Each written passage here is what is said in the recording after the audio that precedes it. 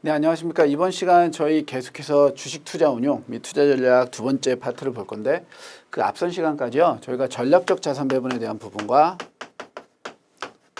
전술적 자산 배분에 대한 부분들을 좀 다뤄봤고요. 이번 시간에는 보험 자산 배분에 대해서 조금 볼 거예요. 근데 이 세 가지 전략, 전술, 보험을 우리가 이렇게 나눠 놓고 봤을 때요, 얘네들을 좀 단정 지을 수 있는, 구분할 수 있는 핵심적인 어휘들이나 단어들이 이제 뭐가 있냐라고 보면은요, 전략적 자산 배분은요, 실은 자산 배분이라는 관점으로 바라봐야 돼요. 그럼 자산 배분이니까 당연히 자산 배분이지라고 볼 수 있겠지만요, 그런 관점하고 약간 다른 게, 제가 이제 전술적 자산 배분에다가 종목 선정이라고 적으면 이 자산 배분이 이제 어떤 이미지가 오시죠. 그러니까 전부 다 자산 배분이라는 관점에서 접근을 하는 건 맞는데, 그 중에서 이 전략적 자산 배분이 전체 그 밸런스라든가 포지션의 한도를 결정하는 건 전략적 자산 배분에서 하는 거예요. 그리고 그 결정되어진 포지션의 한도 안에서 시장 상황이 변화됐을 때 어떤 식으로 밸런스를 다시 조정할지, 이때 종목을 고르거나 시점을 파악하는 거죠. 마켓 타이밍 설정하거나 테마를 선정하는, 이러한 종목을 선정하는 부분들이 전부 다 전술적 자산 배분에 들어간다 이거죠. 그럼 이제 이번 시간에 할 보험 자산 배분은 과연 이거 다 해버렸는데 뭐 하는 거냐 이건데요. 보험 자산 배분은 이제 이 둘을 섞었다고 보시면 돼요.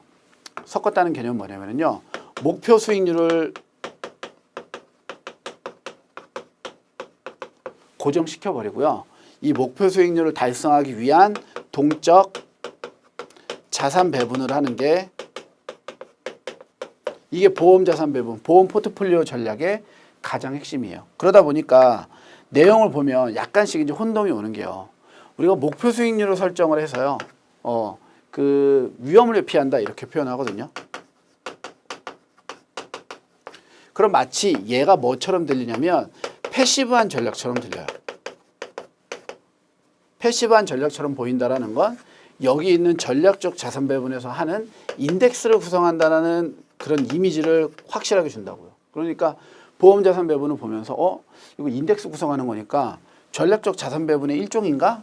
라는 생각이 들 수 있는데, 그 바로 다음에 나와 있는 특징들이요. 그러니까 이런 걸 이렇게 하기 위해서 동적인 자산 배분을 한다라고 이야기를 하거든요. 여기서 말하는 동적 자산 배분은요, 매매하겠다는 뜻이에요. 그럼 또 이제 매매하고 사고 팔겠다라는 건, 그렇죠, 여기서 봤었던 전술적 자산 배분의 특징들이죠. 이렇게 나누어지니까 보험 자산 배분은 전략 전술에 연결되어 있는 게 아니라 완벽하게 다른 또 다른 자산 배분 전략 중에 하나다라고 우리가 접근을 하셔야 되고요. 보험 자산 배분 학습을 할 때 얘가 기본이에요. 목표 수익률 설정을 위해서 리스크를 피하고요, 위험을 피하기 위한 전략 중에 하나가 동적 자산 배분이 돼요. 됐죠? 예. 그러면서 이제 우리가 목표 수익률을 추구하고 그로 인해서 동적 자산 배분을 한다고 했는데요, 요 보험 자산 배분에서 사용하는 전략들이 두 가지가 있어요. 첫 번째는 그 옵션 모형을 이용한 전략인 OBPI라는 게 있어요. 이 OBPI는 무슨 소리냐면, 어떤 전략이냐면요, 그 옵션이 갖고 있는 변동성을 이용해요. 옵션의 변동성 지표다, 민감도 지표다, 이렇게 이야기를 하는데요, 얘가 뭐가 되냐면 얘가 바로 요 델타가 되는 거예요. 델타는 기초자산이 움직였을 때 옵션의 가치가 어떻게 변하는지를 측정하는 지표가 델타라고 보시면 되겠죠. 지금 제가 요 기초자산이다, 옵션의 가치다, 델타다라고 이야기를 하는데, 이 부분들이 전혀 지금 이해가 안 되시는 분들은요, 파생을 조금은 학습은 하셔야 돼요.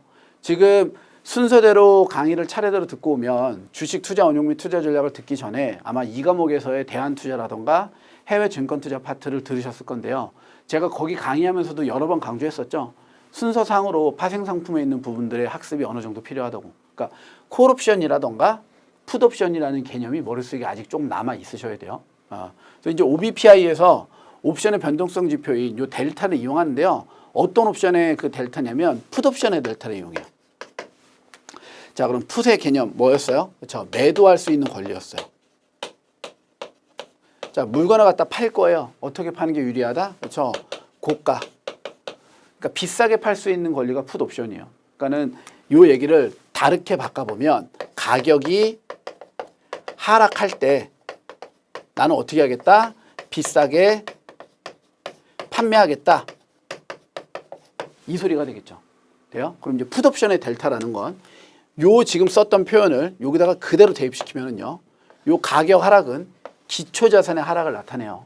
그 기초자산이 마이너스 음수가 되어지면 되어질수록 비싸게 팔 수 있으니까 요 둘의 가격 차이로 옵션의 가치는 점점 커지겠죠. 그렇죠. 그래서 풋옵션의 델타는요. 보통 음액값이 나온다라는 걸 알아두는 게 가장 중요한 포인트예요. 요 OBPI 전략에서. 그러니까 포인트를 우리가 두 가지로 잡는데요. 하나는 지금까지 설명했던 이런 옵션의 변동성 지표인 풋옵션의 델타를 직접 사는 게 아니라 얘를 갖다가 이용한다고요. 이용한다라는 건 모방하겠다라는 뜻으로 이해하시면 돼요. 그러니까 직접적으로 옵션을 구매하는 전략이 아니라 그 기초자산의 가격이 떨어졌을 때 자산 가치가 증가되어지는 풋옵션 모형을 쓰는 거예요. 그럼 얘가 이제 그럼 얘하고 무슨 상관이에요? 아까 제가 뭐라고 그랬어요? 목표 수익률 추구하기 위해서 위험 회피한다고 그랬죠? 자산 배분에서 우리가 포트폴리오 구축했어요. 포트폴리오 구축한 상태에서 나에게 생기는 가장 큰 위험은 가격 하락 위험이잖아요. 그러니까 나의 가격이 하락하면 하락할수록 누가? 풋옵션의 가치가 계속 올라가 주죠. 이러한 전략을 이용하는 게 이 포트폴리오 보험 전략, 이 보험 포트폴리오 전략의 가장 기본이에요. 자, 여기 이제 지워보고 제가 지금까지 설명드렸던 거를요, 아주 단순화되어진 그림으로 조금 보여드리면 우리가 이런 그림을 볼 수가 있어요. 이 그림에서 제가 핑크색으로 그은 이 선이요. 여기가 우리가 이제 매수 또는 뭐 매도 가격 이렇게 보는데 보통 이렇게 우상향 그래프는 자산을 매수했을 때 매수 가격이라고 보면 돼요. 그러니까 다른 말로 얘가 손익분기점이 되겠죠. 이 가격보다 오르면 여기에서 이익을 보고 이 가격보다 떨어지면 요만큼 손실을 보는 거예요. 그러니까 목표 수익률 고정해 놓고 나에게 발생할 리스크는 바로 여기라는 거죠. 이거만 없애면 되겠다. 그래서 얘를 없애기 위해서 이제 우리가 가격이 하락했을 때 이익을 보는 이렇게 생긴 풋옵션을 매수하는 전략을 쓰는 거예요. 그러면 가격이 떨어지면 떨어질수록 풋의 가격이 상승되니까 여기에서의 손실을 여기에서 이익이 완벽하게 상쇄시켜버리고 나의 이익만 계속적으로 추구할 수 있는 이런 모형이 돼요. 이걸 우리가 이제 프로텍티브 풋이라고 하는데요. 옵션을 이용해서 해지를 하는 전략 중에 한 가지예요. 그 옵션 해지 전략에라는 이 모형에 기반을 해서 우리가 만들어내는 이런 포트폴리오 보험 전략이 바로 OBPI 전략이다라고 알아두셔야 돼요. 됐죠? 뭐 뒤에 가서 어차피 문제도 풀고 한번 정리를 할 건데 지금 설명드리는 내용들은요. OBPI 전략에도 포함되겠지만 포트폴리오 보험 전략이 추구하는 이론적 배경이 바로 이거예요. 방어적 풋 전략. 아시겠죠? 그 다음에 두 번째 전략이 뭐냐면 이제 CPPI 전략이라고 해서요. 얘는 고정 비율을 가지고 와요. 가격이 하락하거나 가격이 상승했을 때 위험자산과 무위험자산의 그 밸런스를 계속 맞춰가는 건데 이 CPPI 전략에서는 뭐를 갖다가 추구하냐면 이자율 추출 전략을 써요. 기억나시나요? 이자율 추출 전략? 네, 제가 ELS, ELW 이거 할 때 설명 한번 했었어요. 그렇죠? 1,000억의 기금이 모이면 할인책 950억만큼 사고 남은 50억으로 파생상품이나 주식에 들어가서 초과 수익이 나면 조기 상환하고 손실이 나면 손실분의 한도를 정해서 그대로 넘겨주는 이러한 기본적인 상품 구조를 가져가는 게 이 CPPI 전략이에요. 됐죠? 그래서 이 두 가지 전략을 갖다가 놓고 우리가 포트폴리오 보험 전략을 구사하겠다 이 소리예요. 돼요? 네. 그 기본서를 학습을 하시는 분들은 이 내용들을 기본서를 통해서 저랑 학습을 하셨을 거고요. 지금 이제 문제풀이 강의는 기본서 학습 없이 들어온다고 판단하기 때문에 제가 전체적으로 이번 시간에 풀어야 될 가장 주요한 부분들을 먼저 설명을 조금 드린 거고요. 예. 교재 이제 들어오셔서 요 11번 문제부터 조금 볼 거예요. 요 내용을 그대로 살려놓은 상태에서 11번 문제, 12번, 13번 이렇게 연속적으로 문제들을 한번 접근을 좀 해볼게요. 아시겠죠? 네. 교재 한번 잠깐 보세요. 11번 문제 하단에 보험 자산 배분 전략이라고 나와져 있죠. 거기 보면 보험 자산 배분 전략의 정의, 뭐 이론적 배경, 보험자산 배분의 전략 실행 메커니즘의 특성 이런 것들이 나와져 있는데 거기 보시면 정의 첫 번째 보세요. 구성 비율을 동적으로 변동시키겠다. 두 번째 보세요. 예측하지 않고 맨 끝에 수동적인 전략을 쓰겠다. 세 번째 특수 목적 자금에 적합하다. 여기 이제 설명드렸던 두 가지. 이런 얘기들을 지금 이렇게 정의해서 정리해 놓고 있고요. 그다음에 그 두 번째에 있는 그 포트폴리오 보험을 선호하는 투자자들의 특성은요. 비정상적인 투자자이며 하락 위험을 매우 싫어요. 그러니까 가격이 떨어지는 거에 대해서 극단적인 회피를 원하는 사람들이 추구해야 되는 전략이 포트폴리오 보험 전략이다. 그다음에 세 번째 이론적 배경에 보시면은요. 주식 투자, 그러니까 매수 포지션에 풋옵션을 매수하는 수익 구조를 갖는다. 그래서 여기 있는 프로텍티브 풋 요 전략을 의미하는 거고요. 그렇죠? 그리고 하단에 장단점 나오니까 장단점까지 한 번 정도만 읽어보시면 될 것 같아요. 됐죠? 네. 그러면 계속해서 11번 문제 볼게요. 자, 다음 중 보험자산 배분 전략에 대한 설명으로 적절한 것을 고르시오. 1번. 포트폴리오 보험에서는 기대 수익, 위험, 상관관계가 지속적으로 변한다고 가정한다. 포트폴리오 보험에서는요.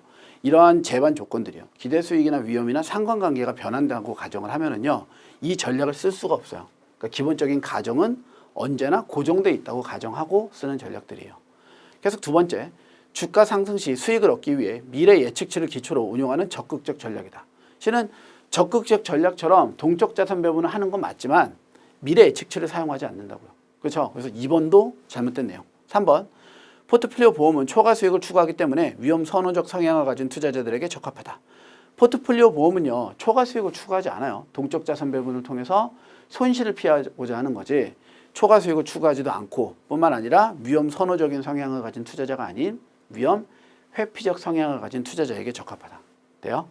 계속 4번 포트폴리오 가치 하락 시 무위험 자산의 비중을 증가시키고 상승 시 위험 자산의 비중을 증가시킨다. 이게 우리가 봐야 되는 보험 자산 배분 전략의 가장 기본 틀이에요. 됐죠? 그래서 지금 11번에는 정답이 4번이 되겠습니다. 내용을 전반적으로 이렇게 쭉 흐름을 보시면은요. 이 11번 문제의 전체적인 내용이나 흐름들에서 요 설명드렸던 부분들 얘를 하나씩 매치하면서 잘못된 포인트들에 대한 그 키워드 정리라고 보면 돼요. 그래서 그 단어들이 잘못 쓰였을 때 어떤 단어를 잡아낼지 이런 부분들 위주로 접근하시면 될 것 같아요. 아시겠죠? 네. 네, 그럼 계속해서 다음 문제. 11번의 정답은 4번이고요. 네. 12번 문제 바로 볼게요. 다음 중 옵션 모형을 이용한 포트폴리오 보험에 대한 이야기가 나오네요. 네, 제가 방금 앞선 설명드렸었던 그 OBPI에 대한 이야기가 될 것 같고요. 이 OBPI 전략은 풋옵션의 델타를 이용하는 전략이라고도 한번 설명드렸어요. 그래서 풋옵션의 델타는 음액값을 갖는다라는 내용 반드시 알아두셔야 되고요. 첫 번째. 두 번째는요. 이 OBPI 전략에서는요. 실제로 옵션을 구매하지 않는다라는 것도 반드시 알아두셔야 돼요. 옵션을 모방하는 전략이지 실제 옵션을 갖다가 이용하거나 옵션을 구매해서 사용하는 전략이 아니다라는 거 두 가지 포인트 잡으면서요. 자, 이제 계산 문제로 접근을 한번 해볼게요. 자, 계산 문제를 볼 때는요. 최초 투자 금액이 100억이고 투자 기간이 1년, 만기 보장 금액이 100억이요. 그러니까 우리가 100억을 집어넣어서 만기에 100억을 무조건 빼내고 싶다 이 소리죠. 이런 전략을 짤 때 이런 표 안에서 주식에 대한 투자 금액과 옵션에 대한 투자 금액을 어떻게 나누어서 배분할 거냐 이제 이런 얘기가 되는 건데요. 여기 한번 보면은 지금 여기 주가하고 옵션의 프리미엄 이 두 가지 보이죠? 이 두 가지를 이제 우리가 결합을 해보는 거예요. 자, 첫 번째는 포트폴리오의 투자 금액을 주가와 옵션의 프리미엄 이 둘을 더한 것이 동일해지는 부분을 찾는 거죠. 그러니까 투자 금액은 100억이었고요. 여기서 보면 주가가 91억일 때 옵션의 프리미엄이 9억 이렇게 나오죠. 그 주가가 91억일 때 옵션의 프리미엄이 9억이 되니까 여기서 딱 맞아 떨어져요. 그럼 이게 바로 뭐를 의미하냐면 우리가 사용해야 될 풋옵션의 델타 값을 의미하는 거예요. 그러니까 여기 91억과 9일 때 풋옵션의 델타가 마이너스 0.6이 나오는 거죠. 얘를 이제 여기서 추출해내는 거예요. 그래서 풋의 델타는 마이너스 0.6. 그럼 이제 끝났어요. 그러면 두 번째 스텝으로 넘어가서 그 주가 곱하기 1 플러스 옵션의 델타를 해주면 이게 바로 우리가 투자해야 될 주식 투자 금액이 된다 이 소리예요. 됐죠? 자, 주가가 얼마였냐면 91억이에요. 여기에다가 1 마이너스 0.6. 여기서 우리가 또 한 가지를 주의하셔야 돼요. 뭐를 주의해야 되냐면 제가 수식을 뭐라고 썼어요? 1 플러스 델타라고 적었죠. 근데 실제로 계산에서는 1 마이너스 0.6이 돼요. 왜 그러냐면 델타가 마이너스 값이니까. 이거 갖다가 혼란스럽게 하려고 계산 수식을 낼 때 주가에다가 1 마이너스 델타를 한다 이런 식으로 내는 경우들이 있어요. 근데 만약에 1 마이너스 델타라면 마이너스 0.6 들어가면 1 플러스 델타가 돼야 되는 수식이 바뀌죠. 그래서 이 부호 갖고 내는 이러한 문제들이 좀 있으니까 이 부분을 두 번째 포인트로 좀 잡으세요. 돼요? 그래서 이제 이거 계산하면 주식 투자 비중 나오고 전체 포트폴리오에서 이거 빼면 나머지 뭐 무형 자산에 대한 투자 비중들이 나오겠죠. 됐죠? 그래서 이 12번 문제를 접근하는 방식은 지금 이런 식으로 접근을 하면 될 것 같아요. 그럼 계속 보기를 한번 봐볼까요? 1번. OBPI를 이용한 위험 자산의 규모를 결정하는 델타는 마이너스 0.6이다. 우리 여기서 빼냈죠. 마이너스 0.6. 2번. 보유해야 할 위험 자산의 규모는 91 곱하기 1 마이너스 0.6으로 36.4이다. 그렇죠? 91억 곱하기 1 마이너스 0.6으로 나오면 36.4. 3번. 보유해야 할 무위험 자산의 규모는요. 100에서 36.4를 빼면 돼요. 그러니까 63.6억 원이다. 이것도 맞는 얘기. 계속 4번. 보유해야 하는 위험 자산인 36.4억 원만큼 풋옵션에 투자해야 된다. 이제 얘 4번이 잘못된 건데 4번이 왜 잘못됐다고요? 실제 옵션에 투자한다 안 한다? 하지 않는다고요. 자, 이 보기 4번은요.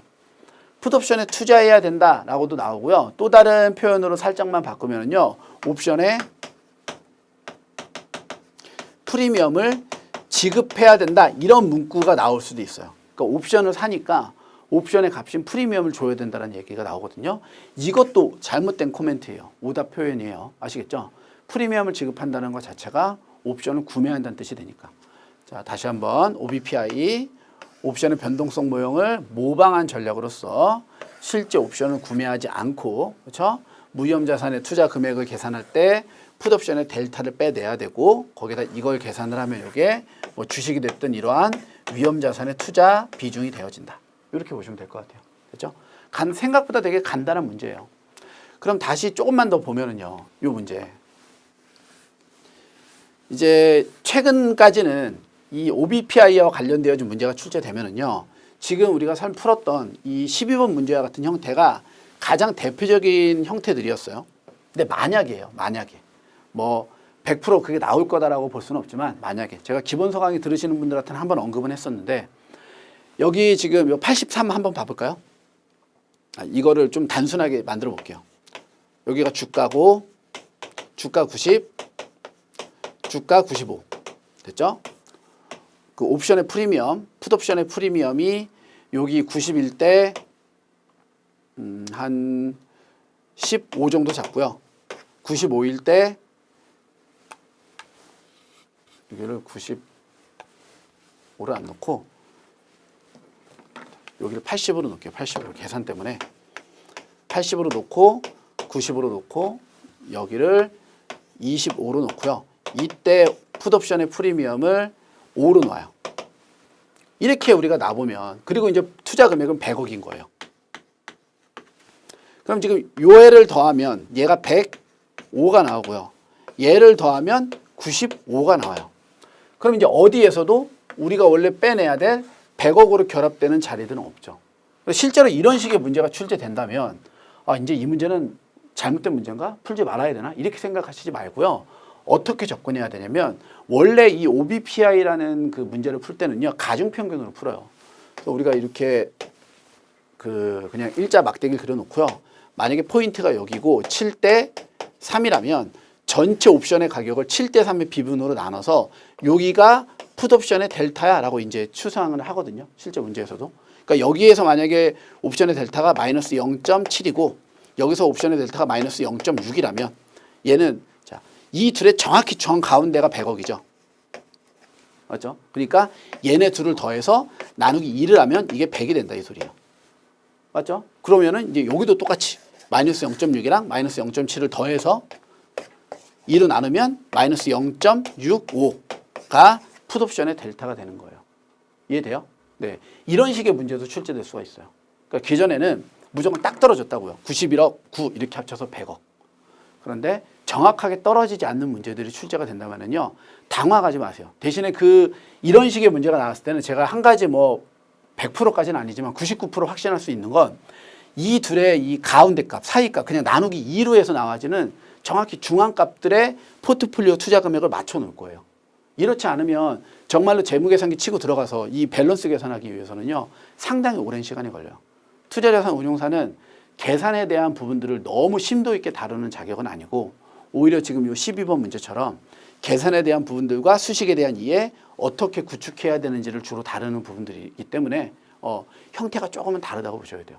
됐죠? 그래서 지금 12번 문제 반드시 기억하세요. 이 설명까지 기억을 하세요. 기본서 학습하신 분들도 제가 그 문제집 들어가서 문제 풀다가 보면 요 설명하면서 이런 식의 설명도 좀 드릴게요라고 얘기했었잖아요. 요 문제가 그런 문제라고 보시면 될 것 같아요. 됐나요? 네. 그래서 12번에는요. 지금 정답이 4번이 되겠습니다. 됐죠? 네. 네, 계속해서 13번 문제 볼게요. 자, 13번 문제는요. CPPI 계산한 문제가 되겠네요. 네. 자, 앞서 이제 시작하기 전에 제가 이자율 추출 전략이다라고도 얘기했었어요. 이자율을 추출하겠다.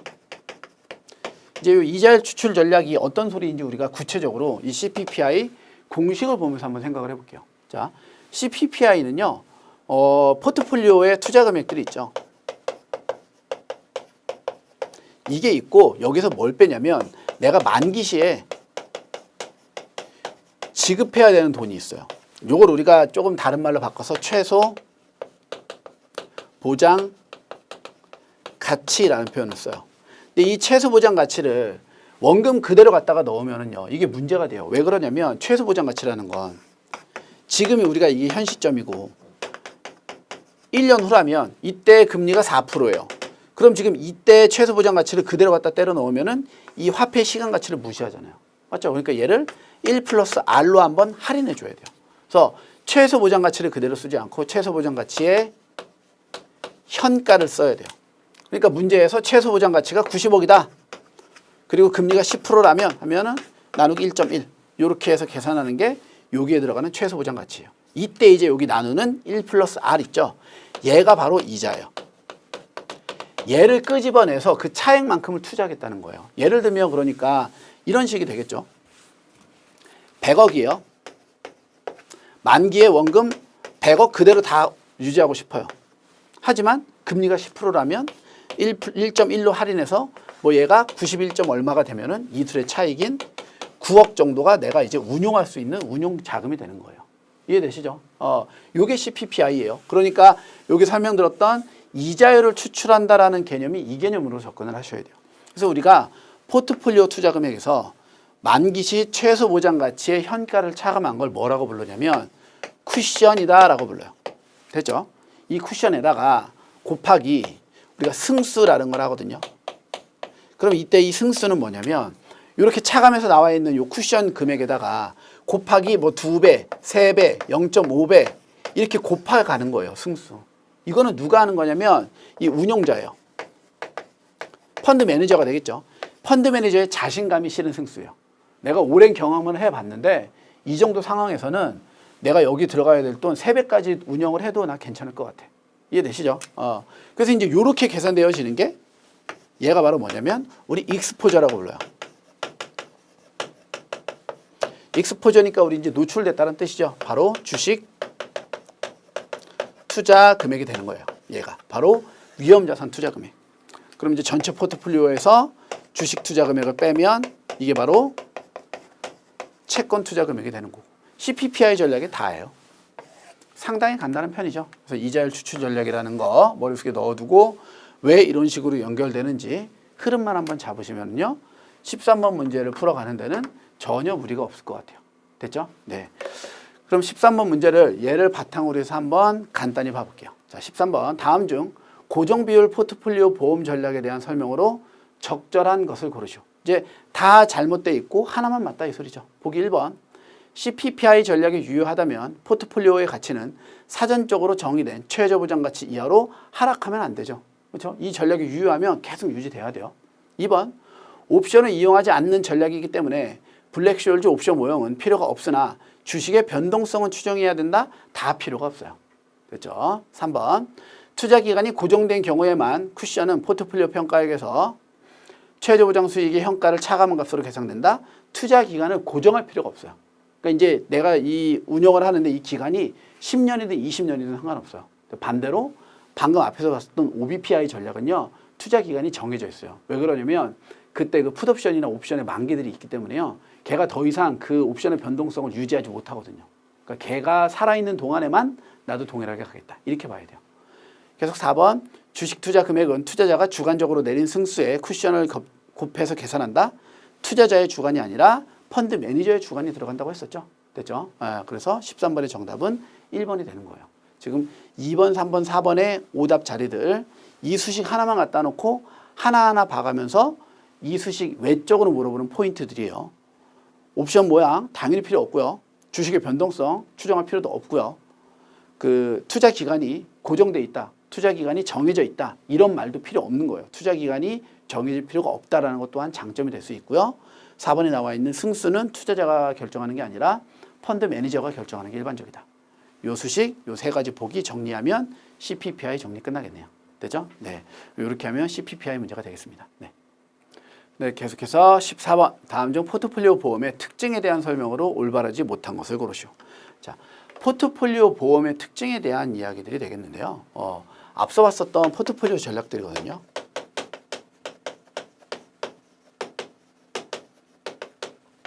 이때의 포트폴리오 보험 전략에서 OBPI 전략은요. 옵션의 변동성을 모방해서 그렇죠? 실제로 변동성을 구매하는 게 아니라 델타를 모방해서 위험자산과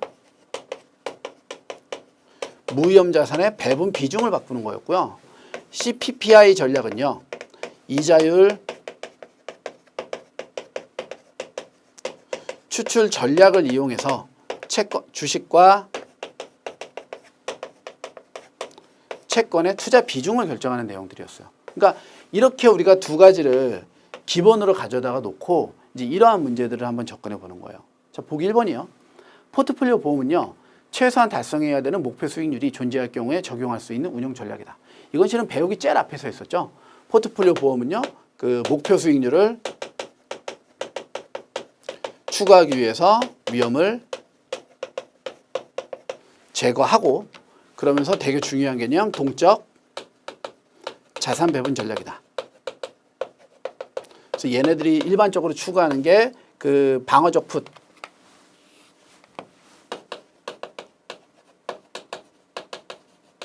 방어적 풋 전략을 이론적 배경으로 해서 이런 애들을 만들어냈다 이거죠. 그러니까 방어적 풋 전략이라는 것 자체가 해지 전략이니까. 계속해서 2번이요. 포트폴리오 보험은 투자기간 말에 주식시장이 급등하면 주가 상승을 제대로 추적하지 못하는 문제점이 있다. 저건 이제 어떤 소리냐면 OBPI 전략을 쓰든 CPPI 전략을 쓰든요. 시장이 이렇게 막 움직이면 초반에 되게 잘 따라가요. 그러다가 밸런스 딱 잡고 장이 딱 끝나면 그때는 더 이상 밸런스 변형 추정을 따라가지 않거든요. 근데 그 마지막에 이제 변동성이 튀어버렸을 때 이 마지막 변동성 튀는 부분으로 추적하기 힘들어져요. 이게 OBPI 전략이나 CPPI 전략을 포함한 포트폴리오 보험 전략의 최대의 문제점이자 단점이에요. 아시겠죠? 그래서 다시 포트폴리오 보험은 투자 기간 말에 주식시장이 급등했을 때 주가 상승을 제대로 추적하지 못하는 문제점이 발생할 수 있어요. 이제 우리가 점점점 만기가 지나가면 지나갈수록 주식 비중보다는 채권 비중을 높여서 그 만기가 됐을 때 원금을 회복하려는 성향들이 강하기 때문에 더 그래요. 됐죠? 계속 3번. 주가지수 선물을 이용하며 자 그럼 이때 우리가 위험자산이나 이런 것들 들어가는데 실제로 주식 사지 않고요. 이것과 관련되어진 선물 시장 가겠대요. 파생상품 쓰겠다 이 소리예요. 그러니까 파생을 이용하면 포트폴리오 보험을 구성할 경우 선물 시장의 뛰어난 유동성. 그렇죠? 우리 파생상품 시장 중 하나인 선물 시장은 유동성이 주식 시장보다 몇 배가 높아요. 그래서 신속한 거래가 가능하나 거래 비용이 높게 발생할 수 있다는 단점이 있다. 실은 이 14번 문제는 포트폴리오 보험이라고 나와져 있지만 정답은요. 어디에서 나오냐면 파생상품에서 나오고 있어요. 이제 저희 요 주식 끝나고 채권 끝나면 파생을 배우긴 할 건데요. 실제로 파생상품 파트에 들어가면 전에는 파생의 그 옵션 파트라든가 선물 파트에서 계산 문제라던가 그 그래프 문제들이 정말 많이 나왔었거든요. 변동성 추정과 관련되어진. 근데 최근 들어서 그런 추세가 많이 수그러들면서요. 파생 상품이 되게 본질적인 부분들을 물어봐요. 이런 건 이제 아마 시험 문제를 출제하는 트렌드인 것 같아요. 그러니까 어떨 때는 본질적인 부분들을 계속 묻다가요. 또 한 2, 3년은 계속 계산과 관련되어진 변동성에 대한 부분들을 막 묻다가 다시 또 본질적인 부분을 갖다가 이렇게 왔다 갔다 트렌드가 조금씩 변하는 것 같아요. 최근의 트렌드는 계산적인 부분들을 강조하거나 복잡한 모형을 요하기보다는요. 아주 개념적인 부분에서 얘를 얼마만큼 이해하고 있냐 없냐를 봐요. 그 중에 하나가 이 파생 상품인데 파생에서요. 우리 증거금 제도예요. 증거금 제도의 양면성이에요. 양면성은 어떤 소리냐면 얘 장점은요. 소액만 갖고도 시장에 참여할 수 있다는 거예요. 그러니까 그 익스포저죠. 시장의 위험 노출 정도를 동일하게 가져갈 수 있어요. 무슨 소리냐면 100억만큼의 시장에 참여하는 데 있어서 우리가 증거금 보통 10% 내외라고 생각을 했을 때 내가 10억의 현금만 갖고 있으면 100억 시장에 들어가서 100억을 운용할 수 있는 거예요. 그러니까 소액으로서 시장 전체에 노출될 수 있는 가능성들이 높아지죠. 반면에 이게 장점이라면 이거의 반대는 뭐겠어요? 그렇죠? 레버리지가 그냥 이렇게 보면 레버리지가 10배예요. 그럼 레버리지가 너무 높다 보니까 손실이 나버리면 그냥 다 휴지 조각 순식간에 날아갈 수 있다는 거예요. 이런 부분들이 우리가 배우는 원본 초과 손실에 대한 내용들이죠. 그래서 장점이 소액이라면 단점은 여기에 있었던 이 레버리지가 너무 크다. 이게 첫 번째고 두 번째는 그러면 이 소액만 갖고 들어갔을 때 또 어떤 장점이 있냐 이건데요. 원래 우리가 100억을 들어가려면 뭐 여기다 거래 수수료나 세금을 고려했을 때 거래 수수료랑 세금도 몇 분의 1로 주는 거예요. 10분의 1로 감소되는 거예요. 맞죠? 이러한 효과들이 있다고요. 그러니까 선물 시장이 더욱더 활성화되는 이유들이 100억을 갖다가 할 사람은 없지만 10억을 갖고 들어갈 사람들이 있을 수 있어요. 그러니까 예를 들면 100억을 운용한다는 가정하에 100억을 현찰로 갖고 가서 이거 다 살 사람들은 없잖아요. 근데 10억만 갖고 들어가서 사라면 10분의 1이니까 살만한데? 이러니까 주식보다는 조금 더 접근성이 수월해지는 거예요. 레버리지가 높은 반면에. 그러니까 지금 여기에요. 그래서 유동성은 되게 높아지는데 거래 비용이 높게 발생할 수 있다는 단점은 이제 파생 상품에 대한 기본적 개념 자체가 이해가 안 되는 이런 내용들이죠. 얘가 구분이 반드시 되셔야 돼요. 아시겠죠? 그러니까는 거래 비용이 높은 게 아니라 거래 비용은 오히려 더 낮아질 수 있어요. 그래서 14번에는 3번 오답이 되겠네요. 됐죠? 계속 4번. 포트폴리오 보험을 재조정하는 방법에는 일정 기간마다 재조정하는 방법이 있고요. 시장 가격 변화 비율에 따라 조정하는 방법, 모형에서 요구하는 수준으로부터 벗어날 경우에 재조정하는 방법 등이 존재한다. 그렇죠? 그래서 4번도 맞는 얘기. 그래서 14번의 정답은요. 3번이 되겠습니다. 그러니까 이런 문제들을 풀 때는 항상 주가 지수 선물, 뭐 주식 파생 상품 이런 내용들 선물이니 파생이니 이렇게 연결되어지면은요. 파생 상품의 기본적인 특징을 머릿속에 넣어두면서 지문을 읽어야 돼요. 그렇지 않고 읽다가 보면 자꾸 다른 데 다 현혹되어져요. 다른 데. 이런 데에서. 내가 배운 건 여기서 기간마다 막 재조정하는 부분들이나 가격이 변했을 때 변동성 변화만 하는 것만 배웠지 모형에서 요구해서 벗어난다 이런 거 안 배웠는데 네가 오답 아닌가? 이렇게 가질 수 있어요. 이런 지금 4번 같은 내용들은요. 기본서에 정확히 언급되어지는 문구들이에요. 근데 우리가 기본서를 이 지금 투혼사 자격을 학습을 하시면서 기본서 보신 분은 알겠지만 두께가 그 5권 합치면 진짜 어마어마하잖아요. 그렇죠? 그거 갖다 저희 문제집도 줄이고 줄여놓은 건데 그러다 보니까 그 안에 있는 모든 문구들을 다 담을 수는 없어요. 그러니까 최대한 문구들을 빼내는 것들은 시험에 언급된 적이 있거나 언급될 만큼 중요하거나 연관성을 가진 문구들 위주로 빼내는 거니까 문제를 푸실 때도 오답이 3번이야 하고 끝낼 게 아니라 1번, 2번, 4번에서 나와 있는 요 멘트들 있죠. 얘를 같이 보면 기본서에서 우리가 놓칠 수 있는 그러니까 문제집만 풀면서 기본서에 있는 내용들을 놓칠 수 있는 부분들까지도 같이 학습할 수 있다라는 그 생각을 갖고 접근을 조금 하셔야 돼요. 아시겠죠? 네. 그래서 14번에는 정답이 3번이 되겠습니다. 네. 네, 계속해서 15번 문제.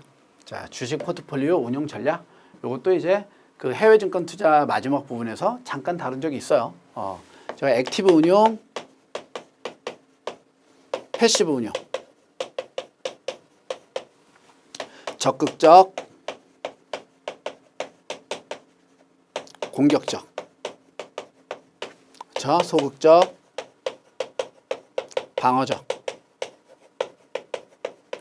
책에서는 이제 저희 투혼사 교재 안에서도 어떨 때는 액티브라고 표현하고 어떨 땐 적극적이라고 하고 어떨 땐 패시브, 어떨 땐 소극적 이렇게 표현하고 있죠. 다 동일한 거라고 보시면 돼요. 네. 자, 이 두 전략 액티브 운용과 패시브 운용의 가장 핵심은 여기는 매매를 통한 초과 수익이 가장 핵심이 되고요. 패시브 운용에서 가장 핵심은요. 지수를 또는 시장을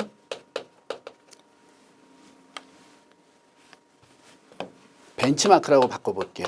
벤치마크 또는 시장을 추종하는 전략. 그러다 보니까 얘가 초과 수익을 추구하지만 패시브 전략은요. 시장 수익률 또는 벤치마크 수익률 또는 정상 수익률을 추구한다. 이 세 가지 수익률은 다 같다는 개념으로 접근 좀 하셔야 돼요. 이게 액티브랑 패시브의 가장 핵심이에요. 그렇다면 왜 액티브는 매매를 할까 이거예요. 또는 매매를 하겠다라는 건 어떤 의미일까? 자, 접근을 좀 해보면요. 매매를 하겠다라는 거는요. 시장에 뭐가 있다? 가격 오차가 존재한다. 이거예요. 그럼 가격 오차가 존재하는 이유들은 그렇죠? 시장의 비효율성 때문이야. 이제 효율성, 비효율성에 대한 이야기도 요 후반 다음 문제 정도에서 한번 다룰 건데요. 시장이 효율적이다, 비효율적이다라고 보는 거는요. 정보의 전달 속도가 얼마나 빠르냐, 느리냐예요. 그러니까 모든 사람들이 동시다발적으로 정보를 받아들이고 그 정보의 질과 그 양들이 다 동일하다면은요. 그 누구도 다른 가격의 제품을 사려고 하지 않을 거예요. 주식이 또 마찬가지가 되고요. 그렇죠? 그러니까 예를 들면 우리가 편의점에 가서 그 뭐 과자를 산다고 생각을 해보세요. 뭐 새우깡이라는 과자를 산다고 생각을 해보면 그 가게 그 새우깡 가격이 1,000원이라고 권장 소비자 가격이 그 봉투밖에 찍혀 있죠. 그럼 이거를 1,000원에 주고 사면서 누구도 누가 나보다 싸게 사지는 않을까? 또는 누가 나보다 비싸게 사지 않을까라는 고민을 누구도 하지 않아요. 왜? 정보가 완벽하게 공개되어져 있고요. 보는 순간 누구에게나 다 동일하게 접근이 가능해요. 맞죠? 반면에 이제 주식을 생각을 해보세요. 뭐 새우깡을 만드는 회사의 주식을 우리가 매수한다고 생각했을 때 그 회사 주식을 1,000원에 살 건데 이게 다른 애들도 1,000원에 사나 안 사나 보는 거고 얘가 이게 적정한 가격일까 적정하지 않은 가격일까라는 생각이 들겠죠. 그럼 이제 주식은 조금 생각이 달라져요. 어쩌면 내가 지금 1,000원에 샀는데 내일 500원이 될 수도 있을 것 같은데 지금 1,000원에 사면 내일 2,000원이 되지 않을까? 이런 생각들이 들죠. 그 이유가 바로 이거예요. 시장의 비효율성인데 왜 발생하냐면 정보가 다르니까. 공개되어 있지 않은 정보들이 많으니까. 아시겠죠? 그러니까 시장의 정보가 더욱더 많이 공개되지 않고 전달되는 속도가 계속적으로 떨어진다면 시장은 무조건 비효율적이고 그로 인해서 가격 오차가 발생한다는 거예요. 그럼 이 가격 오차가 발생했을 때 우리는 저평가된 자산을 매수하고요. 고평가된 자산을 매도하는 이러한 전략들을 추구하는 게 액티브 전략의 가장 기본 베이스예요. 아시겠죠? 이런 애들을 우리는 뭐라고 불러요? 역투자 전략, 가치투자 전략이라고 부르죠. 우리 전술적 자산 배분에서 배웠어요. 맞죠? 그래서 그 평균 반전이라든가 과잉받는 현상으로 인해서 주가가 급등했다가 다시 평균으로 회귀하는 이런 영상들을 이용한다. 이게 액티브 전략이 돼요. 됐죠? 자, 그럼 이제 패시브 전략은 똑같은 관점에서 보면 벤치마크나 시장을 그대로 따라가겠다라는 거 매매하지 않겠다는 뜻이거든요. 나는 사고 파는 거 절대 안 해. 왜 그러냐겠어요? 그럼 얘 반대가 되겠죠. 시장에는 매우 효율적이다.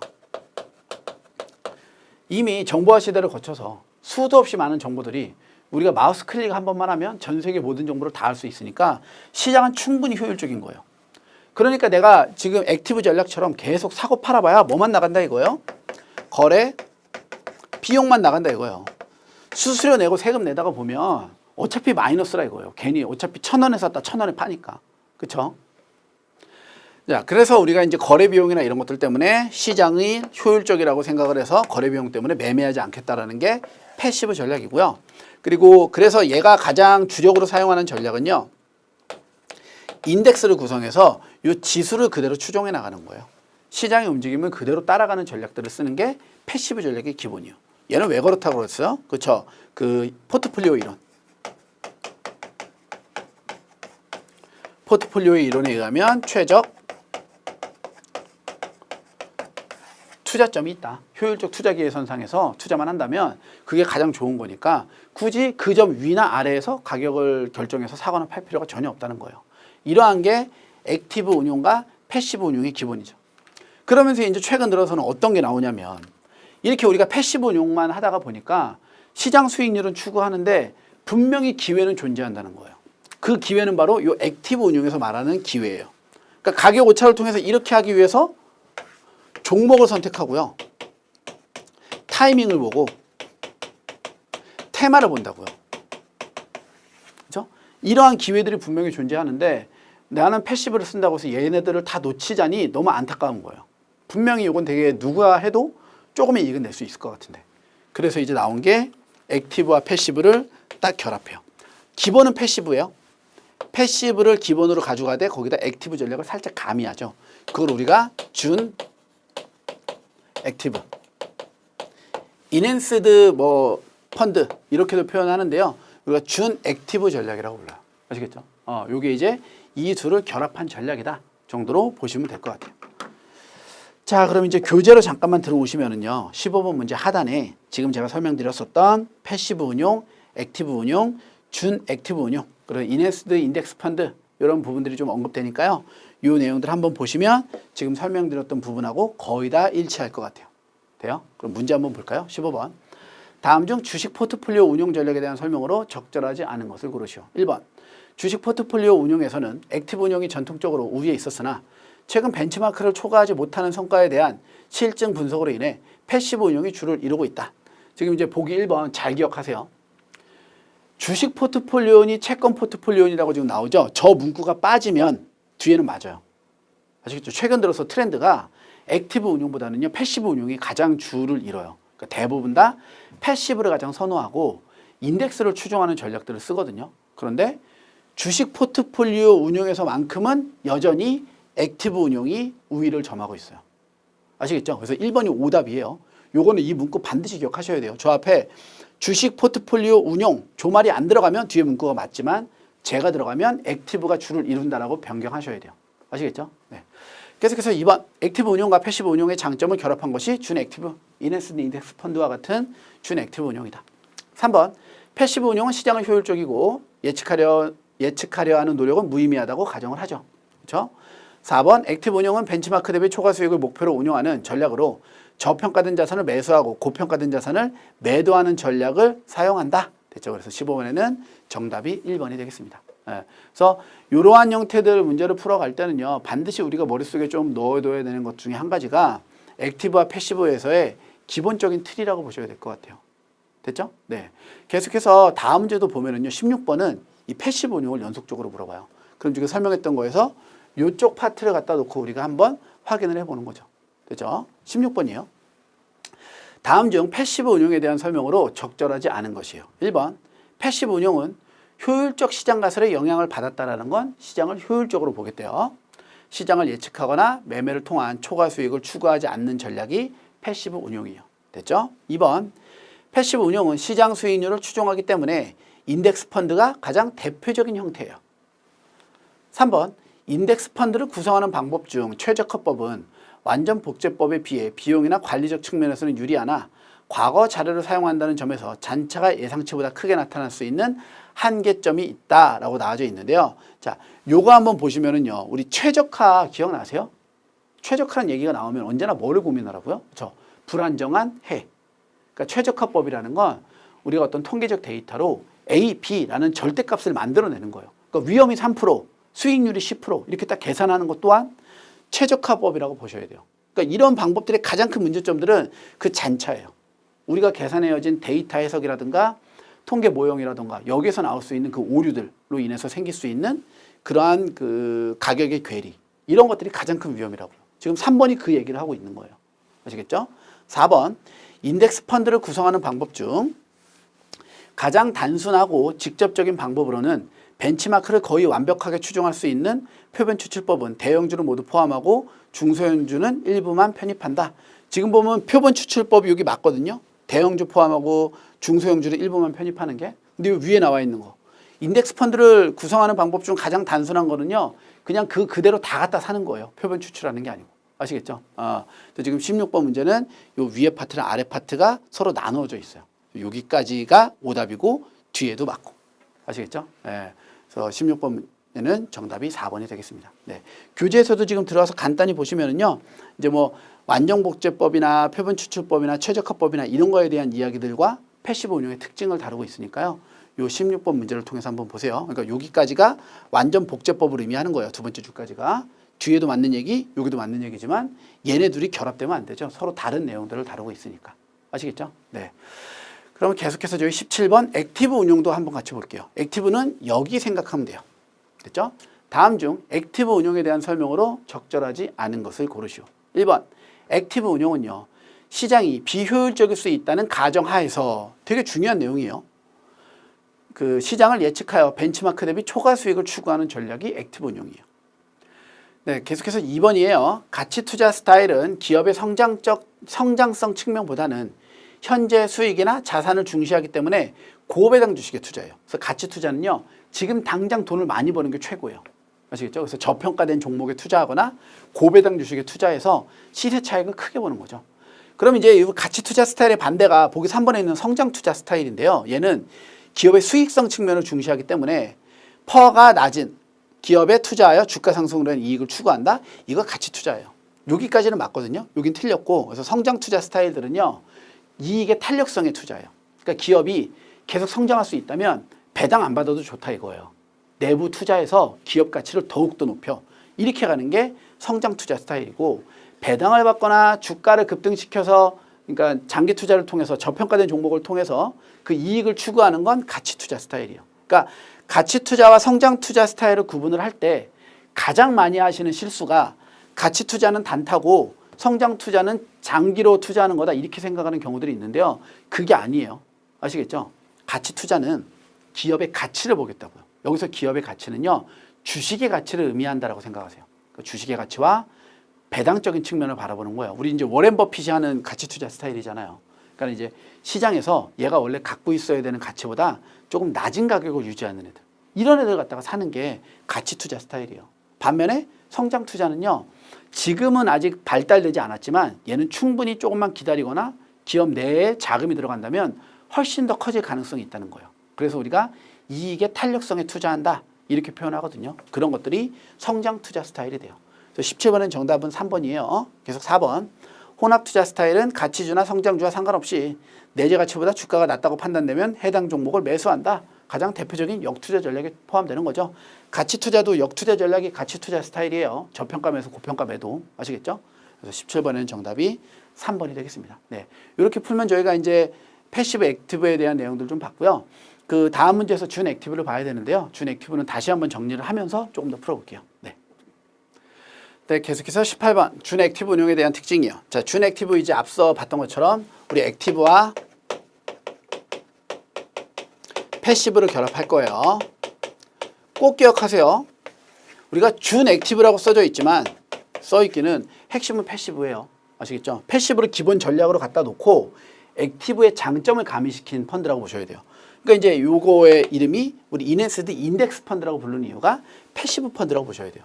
자, 그러면 요때 요 액티브의 장점과 패시브를 섞었다고 하는데요. 가장 대표적인 방식이 뭐냐면 매매 지연 전략이에요. 자, 매매 지연 전략이라는 건 우리가 이제 이렇게 보시면 돼요. 주가가 막 움직여요. 그러다가 일정 그 이제 여기가 우리가 뭐 지지선이라고 보면 기술적 분석상에서 이 지지선을 상향 돌파해서 추세가 딱 상향으로 꺾였어요. 그럼 이걸 우리가 기술적 분석상에서는 이제 매매 신호로 보는 거죠. 야, 지금이 매수 타이밍이야. 당장 가서 사. 주가 급등할 것 같아. 이렇게. 그래서 우리가 이제 여기서 예를 들어 사는 건데 이 매매 신호를 받고 사자마자 주가가 바로 다시 떨어져 버리면 그렇죠? 매도 시그널이 또 오죠. 그럼 이때 갔다가 우리가 매도해 버리면 결론은 똑같은 가격에 사고 팔아놓고 수수료만 나가는 문제가 될 수도 있어요. 맞죠? 이게 액티브 운용의 문제라고 했었잖아요. 그러니까 이 단점들을 패시브와 섞으면서 뭐를 하겠다고요? 매매를 지연시키겠다고요. 그러니까 1차 매매 시그널이 여기서 들어오는 거예요. 이렇게 올라가는 상황에 1차 매매 시그널이 들어와도 일단 기다려요. 조금만 기다려봐. 얘가 계속 갈지 꺾일지 보게 하고 약간 지연시켜서 한 단계 더 올라가면 이제서야 확신을 갖고 오케이 매수해 이렇게 해요. 반대로 떨어질 때도 마찬가지예요. 저평가로 떨어져서 다시 치고 올라간다는 가정할 때도 어디서 치고 올라갈지 모르니까 원래는 이제 매도가 끝나서 다시 매수하거나 매도 시그널이 오면 공매도 쳐갖고 가격 떨어져서 매수해야 되는데 시그널이 들어와도 한 번은 딜레이 시키겠다고요. 됐죠? 그러니까 매매 지연 전략의 핵심은 뭐예요? 매매를 지연시킴으로써 회전율과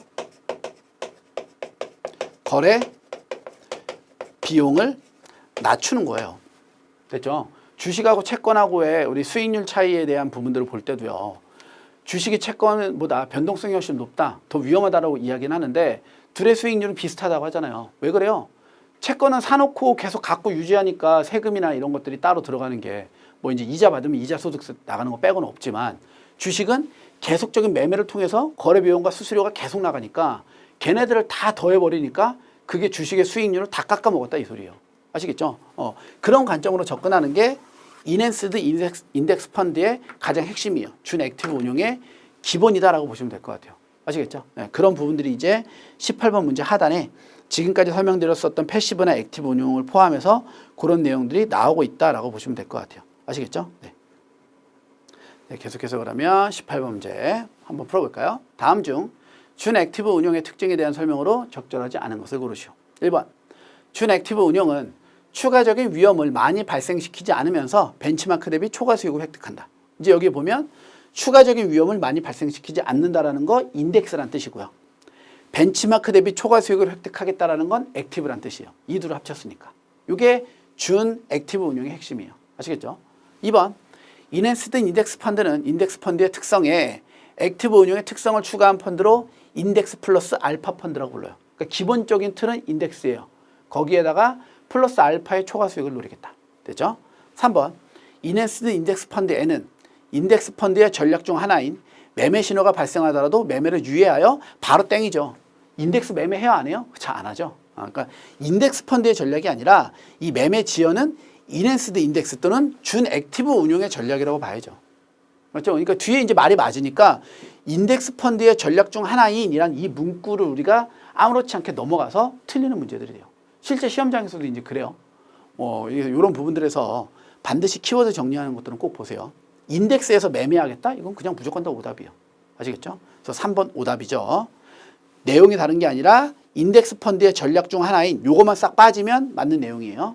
4번 준 액티브 운용과 액티브 운용의 가장 큰 차이점은 벤치마크와 괴리될 위험을 통제하냐 통제하지 않냐예요. 아시겠죠? 그래서 액티브랑 준 액티브는 계속적으로 초과 수익을 추구하는 건 맞지만 준 액티브는요. 벤치마크랑 가격이 너무 벌어지지 않게 계속 유지하려고 그래요. 그러니까 초과 수익으로 수익이 많이 나와도 많이 나온 수익들을 계속 추구하는 게 아니라 어느 정도 통제해 가면서 그 괴리폭을 가져가는 거예요. 그러니까 뭐 예를 들자면 그림으로 그려서 조금 보여드리자면 이게 벤치마크라고 보면은요.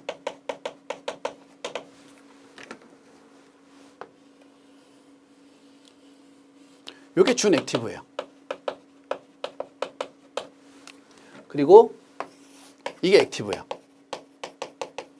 아시겠죠? 액티브 무조건 그냥 시장보다 더 잘 나오면 좋은 거고 준 액티브는 이 벤치마크와의 이 수준을 계속 일정하게 유지해 가면서 가려는 게 전략이고. 됐죠? 지금 보기 4번이 요 그림을 나타낸다고 보시면 될 것 같아요. 됐나요? 네. 그럼 이번 시간은 저희가 여기까지 해서 이제 자산 운용에 대한 부분 전반적으로 정리를 좀 했고요. 다음 시간은 계속해서 위험 수익 구조라던가 이제 후반부에 나와져 있는 그 주식 운용 전략에 대한 짜투리 내용과 같은 후반부에 나와져 있는 내용들을 조금만 정리해서 마무리 한번 해볼게요. 됐죠? 이번 시간도 강의 듣느냐고 수고 많으셨고요. 이번 시간에 썼던 보험 포트폴리오, 그렇죠? 포트폴리오 보험 전략이라든가 패시브 액티브에 대한 개념들 다시 한번 정리하셔야 돼요. 아시겠죠? 네, 그럼 저는 다음 시간에 찾아뵙도록 하겠습니다. 수고 많으셨습니다.